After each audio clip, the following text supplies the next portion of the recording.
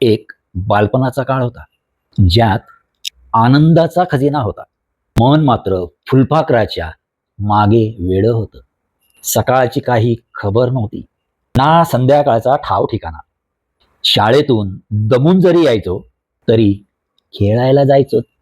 आईच्या गोष्टी होत्या. परीकथेचं एक सुंदर जग होतं.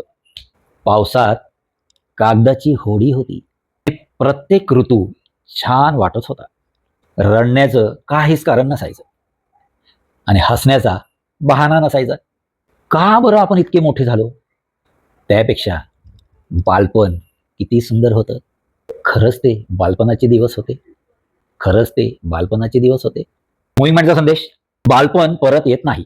त्यातील निरागसपणा, छोट्या छोट्या गोष्टींमध्ये सुख शोधण्याचा प्रयत्न करत होतो, ती आपण आयुष्यभर जपली तर जीवन अधिक सुंदर आणि समाधानकारक होऊ शकतं. मी सुरेश. असेच माझी व्हिडिओ लाईक करा, शेअर करा, सबस्क्राईब करायला अजिबात विसरू नका.